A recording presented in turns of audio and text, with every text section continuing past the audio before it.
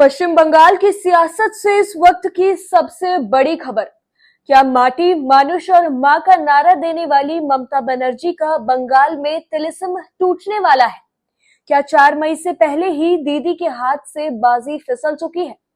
हम ऐसा इसलिए कह रहे हैं क्योंकि पिछले 24 घंटों ने तृणमूल कांग्रेस यानी टीएमसी के भविष्य पर बड़े सवालिया निशान लगा दिए हैं।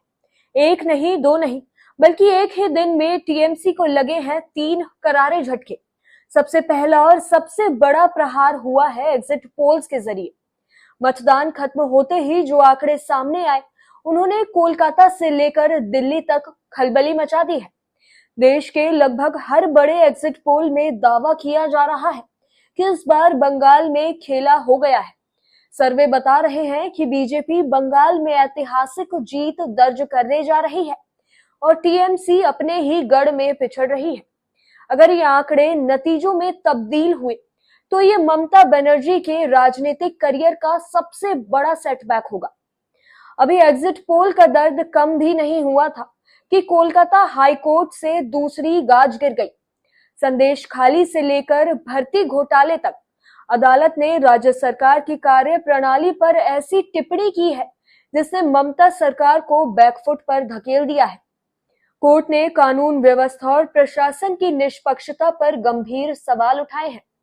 न्यायपालिका की इस मार ने चुनाव के अंतिम दौर में टीएमसी की साख को जनता की नजरों में भारी चोट पहुंचाई है। तीसरी चोट मारी है चुनाव आयोग ने। चुनाव के दौरान अधिकारियों के तबादले और धांधली की शिकायतों पर आयोग के सख्त एक्शन ने ममता बनर्जी की चुनावी रणनीति को तहस नहस कर दिया है।